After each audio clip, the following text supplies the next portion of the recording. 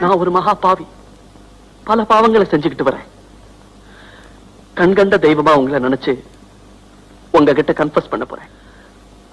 உங்ககிட்ட சொன்னா தெய்வமே என்ன மன்னிச்ச மாதிரி. நீங்க தான் எனக்கு பாவ மன்னிப்பு கொடுக்கணும். இங்க என்ன சொல்றேன்? இதுக்கெல்லாம் நான் தானா கிடைச்சேன். அக்கௌண்ட் டாலி ஆகாம அப்பப்போ அல்லாடின்னு இருக்கு. வேலை நிறைய இருக்கு சார். Mister Iyer please. அதுக்கு முன்னால நீங்க எனக்கு ஒரு சத்தியம் பண்ணணும். இது வேறையா? என்ன சத்தியம்? நான் கன்ஃபஸ் பண்ண போறதெல்லாம் நீங்க வெளியில யார்கிட்டயும் சொல்லக்கூடாது. எக்காரணத்தை கொண்டு சொல்லக்கூடாது. ஏன் உங்க மனைவி கிட்ட கூட சொல்லக்கூடாது. நான் ஆத்துக்காரிட்டு எதையுமே மறைக்கிறது இல்லை. ஏன் இப்படி என்ன சோதனை பண்றேன்? மிஸ்டர் ஐயர் ப்ளீஸ் சத்தியம் பண்ணுங்க. சரி சத்தியம். சண்டாளா, நான் பாட்டுக்கு தேமேன்னு இருக்கேன். நீ பண்ணின பாவத்தையெல்லாம் ஏன்டா எந்த நிலையில கட்ட பாக்குற? மூஞ்சியும் முகர கட்டையும் பாரு. என்னெல்லாமோ சொல்லணும்னு நினைக்கிறேன், சொல்ல முடியலையே. ஆனா மனசு சுத்தம் இல்லையே சார். சப்கான்சியஸா ஒரு கெட்டெண்ணம். வட்டி போட்டா ஏதாவது ஒரு சாக்கு. இதெல்லாம் வரம்படாது. Sorry mister Iyer. பகவானே, உங்ககிட்ட சொன்னதுக்கு அப்புறம் தான் என் மனசுல இருக்கிற பாரமே குறைஞ்சிருக்கு. இங்க ஏறுத்துறா, இங்க ஏறுத்துறா ராஸ்கல். இந்தாருங்க அனிமார்கள் பதம் இட்டுக்குங்க, மோகத்தை குறைக்கும். இங்க இருந்து உன்னை கீழப்படுத்தினா என்ன? பாவி கிரகஸ்தா. சிவசிவா சிவசிவா சிவசிவா. நேரங்கட்ட நேரத்துல ஏன் இப்படி ஸ்நானம் பண்ற? இது என் வீடு, நான் எப்ப வேணாலும் ஸ்நானம் போடுவில்ல. யாராவது செத்து போயிட்டாளா? ஒருத்த சாண மாட்டேங்கிறாண்டி, அதுக்காக. யார் அந்த பாவி சொல்லுங்களேன். ஏதாலும் மறுபடியும் முருங்க மாதிரி ஏறிவிடுத்தே. பகவானே, இவன் பண்ற பாவத்துக்கெல்லாம் நான் ஸ்நானம் பண்ணி வாழாதுராப்பா. வாங்க இருவாள். என்ன தாடி இல்ல? வீட்டுலதான் விசேஷமோ? அதெல்லாம் ஒண்ணும் இல்ல. இந்த அலையில எழுத்து என்ன கேட்காதீங்க.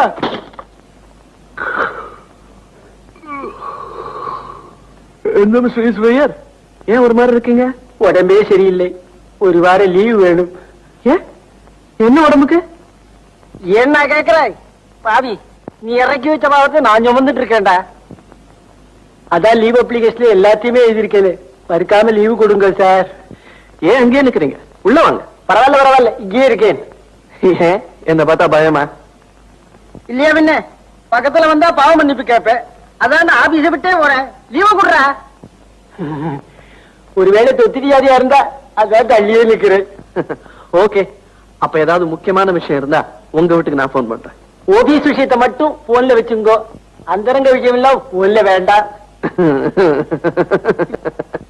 வரேன்டா ராட்சசா. வரேன் சார். இப்படி தூக்கம் இல்லாம பண்ணிவிட்டானே பாவி. நானே எத்தனை தப்பு பண்ணின மாதிரி இருக்கேன். மாதவி, பார்கவி, அருந்ததி, ஏன் இப்படி என்ன தொந்தரவு? போடுங்கோ போடுங்கோ. கண்ணகி, மாதவி, அருந்ததி, பார்கவி.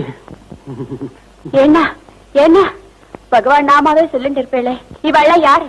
நேற்றொரு மேனகை இன்றொரு ஊர்வசி, நேற்றொரு மேனகை இன்றொரு ஊர்வசி. ஏண்டா இப்படி பேசுற? Hello my dear wrong number, கற்பனை ஓராயிரம், ஒரு முறை பார்த்தால் நேக்கு என்னமோ பயமா இருக்கு. டாக்டர் போன் பண்ணட்டுமா? மனைவி அமைவதெல்லாம் இறைவன் கொடுத்த வரம், மனது மயங்கி எல்ல உனக்கு வாழ்வு வரும். ஐயோ, என்னென்னமோ பாட்டு பாடுறேளே. தீட்சதர் வர சொல்லி மந்திரிக்க சொல்லட்டுமா? मेरी जान अरे मेरी बुलबुल, मेरी जान பூக்களுக்கு அடியினிலும் முட்களுண்டு. தனியொருவன் தவறல்ல, இயற்கை குற்றம். ஒரு நல்ல மனுஷன் மனசு உடைஞ்சு போறதுக்கு பதிலா உன் பாவ மன்னிப்பு கேட்டு கேட்டு பைத்தியம் பிடிக்கிற நிலைமைக்கு வந்துட்டு மனசு உடைஞ்சு போயிட்டு ஈரத்துணி மாதிரி நெஞ்சு கிணத்துட்டே இருந்ததுடா இத்தனை நாளா. இருக புரிஞ்சுட்டேன் நான். இன்னைக்கு போடா. காஞ்சி போன பூமி எல்லாம் வத்தாத நதியை பார்த்து ஆறுதல் அடையும். அந்த நதியே காஞ்சி போயிட்டா துன்பப்படுறவங்க எல்லாம் அவங்க கவலையை தெய்வத்துக்கிட்ட முறையிடுவாங்க. ஆனா தெய்வமே கலங்கி நின்னா அந்த தெய்வத்துக்கு யாரால ஆறுதல் சொல்ல முடியும்?